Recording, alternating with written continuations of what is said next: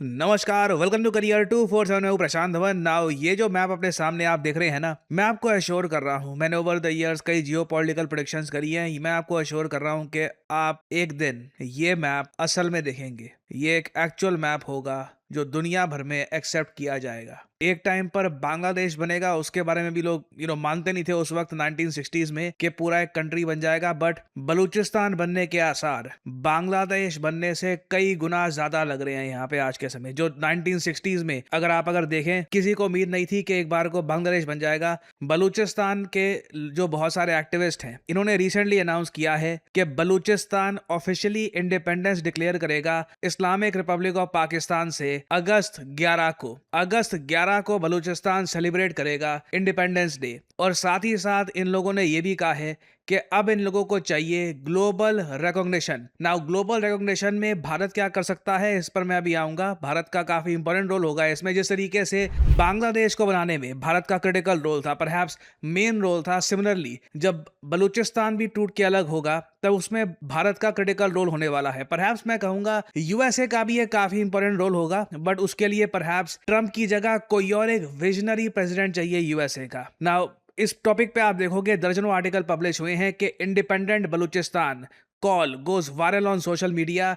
ये 11 अगस्त को ही बलूचिस्तान के जो एक्टिविस्ट हैं, इन्होंने अपना इंडिपेंडेंस डे क्यों चूज किया है। और एक बार को आप कह सकते हैं कि अभी भी वैसे इंटरनेशनल मैप में बलूचिस्तान तो पाकिस्तान का हिस्सा ही दिख रहा है ना। तो यहां पर मैं यही बोलूंगा, बिग थिंग्स टेक टाइम, मगर इसकी जो शुरुआत है, जो इसकी नींव है, ये कई साल पहले रख दी गई थी। अब प्रॉपर अनाउंसमेंट हो रही है कि किसी ना किसी साल को, चाहे वो साल 2028 हो, 29 हो, 30 हो, हम एक्चुअली में एक ग्लोबल रिकॉग्निशन के साथ बलूचिस्तान को एज ए कंट्री देखेंगे। और ये कंट्री अपनी इंडिपेंडेंस हर साल सेलिब्रेट करेगा अगस्त 11 को। और एक ऐसे टाइम में जब हम बलूचिस्तान की बात करते हैं, मुझे ये भी मेंशन करना पड़ेगा कि पाकिस्तान की मिलिट्री बड़े स्केल पर इनोसेंट लोगों पर क्रैकडाउन कर रही है बलूचिस्तान में। इधर आप देख पाओगे आर्टिकल, बलोच वॉइस एसोसिएशन, ये एक इंटरनेशनल संगठन है। इन लोगों ने रिसेंटली एक रिपोर्ट सबमिट करी है यूनाइटेड नेशंस में। जी हाँ, United Nations human rights commission में बलोच वॉइस एसोसिएशन ने रिपोर्ट, ऑफिशियल एक रिपोर्ट सबमिट करी है। और वहां पर यह बोला है कि ह्यूमन राइट्स का जो देखिए इशू है बलूचिस्तान में,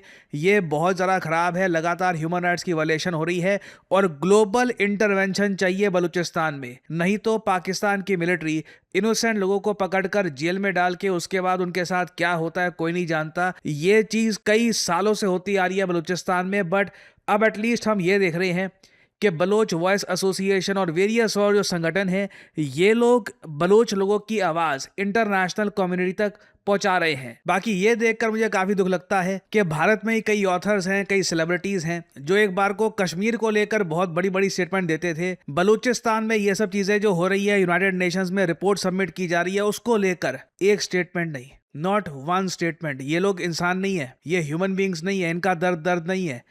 इट्स वेरी वियर्ड कि एक बार को मतलब गाजा या फिर ईरान में कुछ हो जाए, वहां पे मतलब सडनली अलग टाइप की स्टेटमेंट्स आती हैं। बट बलूचिस्तान को लेकर लिटरली आप देखोगे कई इंडियन तो आपको ये बोल रहे होंगे कि पाकिस्तान पर वीडियो मत बनाओ। और अगर यहाँ पे आप ये पूछ रहे हैं कि 11 अगस्त को ही इंडिपेंडेंस डे इन्होंने क्यों डिक्लेयर किया है, क्या 11 अगस्त को क्या हुआ था, देखो आपको समझना होगा कि बलूचिस्तान की जो इंडिपेंडेंस का इशू है, ये ऐसा नहीं है कि हवा में कहीं से भी आ गया है कि पाकिस्तान ने अत्याचार किए, रिसोर्सेज छीन लिए वहां के लोगों के, तो इसलिए वो इंडिपेंडेंस मांग रहे हैं। नहीं, हिस्टोरिकली आप अगर देखो तो ये रीजन कभी पाकिस्तान का था ही नहीं। बलूचिस्तान का जो रीजन है, यहाँ पर एक बहुत ही इंपॉर्टेंट स्टेट हुआ करती थी, खानेत ऑफ कलात के नाम से। इन लोगों ने इंडिपेंडेंट देश की घोषणा कर दी थी 11 अगस्त 1947 को। आप विकिपीडिया में या फिर किसी भी और एनसाइक्लोपीडिया में, इस पर मैं ये भी सजेस्ट करूंगा, कैम्ब्रिज यूनिवर्सिटी प्रेस में एक बहुत अच्छी किताब है, फ्री में पढ़ने के लिए है, Muslims against the Muslim league.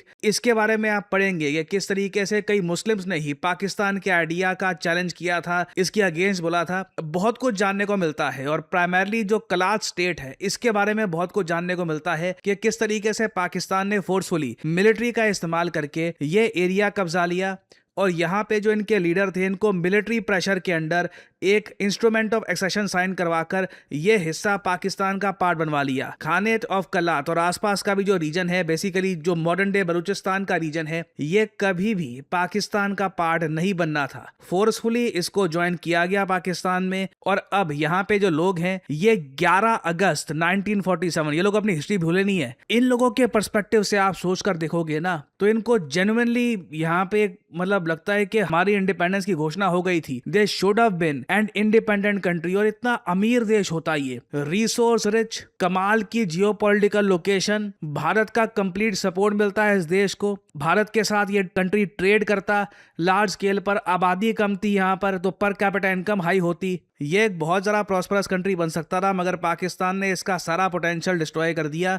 और अब जाकर 7 दशक से भी ज़्यादा हो चुके हैं, अब यहाँ के लोग संघर्ष कर रहे हैं, लड़ रहे हैं कि फिर से ग्लोबल रिकॉग्निशन इनको मिल जाए और फिर से ये कंट्री आज़ाद हो। और जब हम बात करते हैं ग्लोबल रिकॉग्निशन की, तो भारत क्या कर सकता है? आई बिलीव फंडामेंटली जब तक भारत सरकार बड़ा निर्णय ये नहीं लेती कि इंडिया खुद मानेगा कि बलूचिस्तान एक इंडिपेंडेंट कंट्री बन चुका है, तब तक ग्लोबल सपोर्ट की शुरुआत नहीं होगी। आई बिलीव कई देश हैं जो पाकिस्तान से तंग आ चुके हैं और बहुत जल्द वो बलूचिस्तान को एज ए कंट्री सपोर्ट करना शुरू कर देंगे। फॉर एग्जाम्पल इजराइल, अर्मेनिया, मैं कहूंगा ये एक और देश है। ये 3 देश ही अगर बलूचिस्तान को एक इंडिपेंडेंट कंट्री मानना शुरू कर दे, जिसमें भारत एक मैसिव कंट्री है अपने आप में, इसका बड़ा इंपैक्ट पड़ेगा। इजराइल के पास मैसिव जियोपॉलिटिकल इन्फ्लुएंस है यूरोप में, यूएस में भी, दैट मैटर्स एज वेल। और फिर अगर मैं बात करूं पॉपुलैरिटी की, क्योंकि देखो आम जनमानस तक भी एक मैसेज भेजना होता है कि रीजन में एक नया देश आ चुका है। सबसे बेहतरीन काम हम ये कर सकते हैं कि बलूचिस्तान की एक क्रिकेट टीम बनाई जाए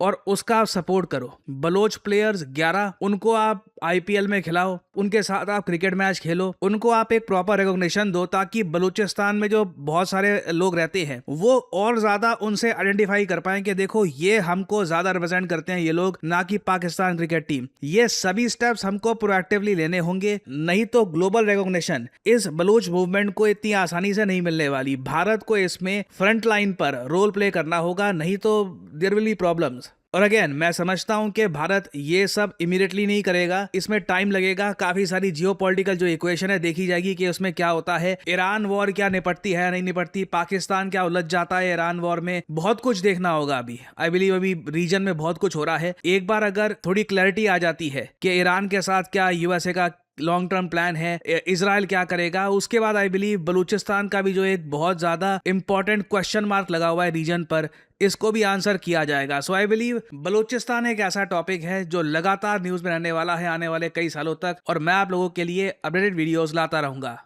करियर 247 मींस जॉब्स। हमारे कोर्सेज के बाद कई लोग जॉब प्राप्त कर चुके हैं और इनके टेस्टिमोनियल्स हम आपके साथ लगातार शेयर करते रहते हैं, और इन द फ्यूचर भी बहुत सारे और टेस्टिमोनियल्स शेयर करेंगे।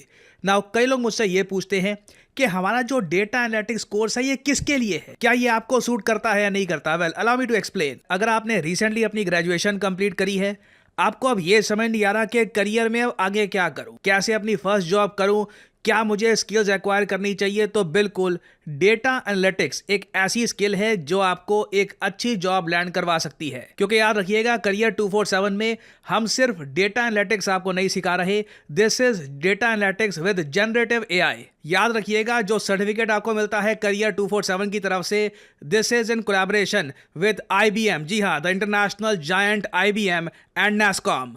तो इन वेरी सिंपल वर्ड्स, अगर आप अपनी ग्रेजुएशन कर भी रहे हैं इस वक्त, आप BA कर रहे हैं, BCom कर रहे हैं, या फिर आप इंजीनियरिंग में कोई ग्रेजुएशन कर रहे हैं, या फिर आप इंजीनियरिंग फील्ड में हैं, डज नॉट मैटर, आप डेटा एनालिटिक्स का कोर्स कर सकते हैं। This will help your resume tremendously. और क्या डेटा एनालिटिक्स सीखने के लिए आपका मैथमेटिक्स बहुत अच्छा होना चाहिए, कोडिंग आनी चाहिए? None of that. आपको अगर बेसिक कंप्यूटर यूज करना आता है तो बिल्कुल ये कोर्स आपको सूट करता है।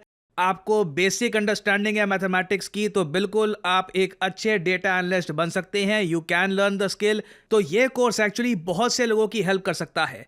चाहे आपकी जॉब ऑलरेडी लग चुकी है, आप खुद को अपस्किल करना चाहते हैं प्रमोशन के लिए, या फिर एक बेहतर अपॉर्चुनिटी के लिए किसी और कंपनी में, आप स्टार्टर हैं, पहली जॉब की तलाश कर रहे हैं, for pretty much everyone career 247 data analyst course is a great option. क्योंकि यहाँ पर कोर्स कंप्लीशन के बाद आपको अपना रेज्यूमे कैसे बिल्ड करना है, हम वहाँ पर भी आपकी हेल्प करेंगे।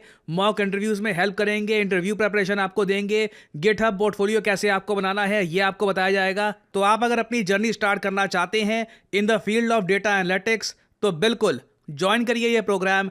इस वीडियो के कमेंट सेक्शन में जाइए या फिर डिस्क्रिप्शन सेक्शन में जाइए, वहाँ पे आपको ये लिंक मिल जाएगा। लिंक पर करिए क्लिक, यहाँ पे अपना नाम डालिए, email ID, number, discount code obviously यहाँ पर डालिए PD10, ताकि आपको डिस्काउंटेड प्राइस में ये कोड ऑफर हो और करियर 247 की तरफ से आपको कॉल आएगा। आप ये कोर्स कर सकते हैं purchase. The whole process is very smooth and very easy और आपकी लाइव क्लासेज शुरू हो जाएंगी।